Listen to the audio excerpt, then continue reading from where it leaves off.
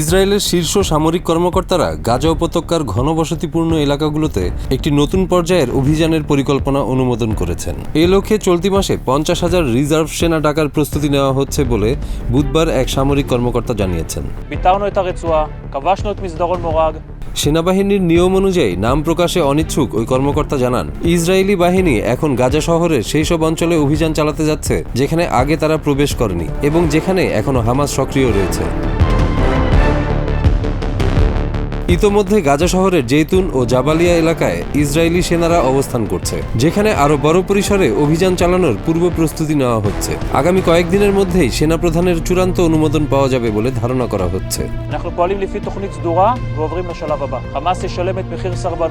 তবে এই নতুন অভিযানের সুনির্দিষ্ট সময় এখনো জানা যায়নি। সেই সামরিক কর্মকর্তার মতে এই পরিকল্পনার অংশ হিসেবে চলতি মাসেই 50,000 অতিরিক্ত রিজার্ভ সেনা ডাকা হবে, যার ফলে রিজার্ভ বাহিনীর সংখ্যা দাঁড়াবে প্রায় 1,20,000। ইসরায়েলি প্রধানমন্ত্রী বেনিয়ামিন নেতানিয়াহু চলতি মাসের শুরুতে বলেছিলেন, ইসরায়েলের মূল লক্ষ্য হচ্ছে বাকি যেসব জিম্মি এখনো মুক্ত হয়নি তাদের উদ্ধারের পাশাপাশি হামাস এবং অন্যান্য সশস্ত্র গোষ্ঠীগুলোর ভবিষ্যৎ হুমকি সম্পূর্ণরূপে নির্মূল করা।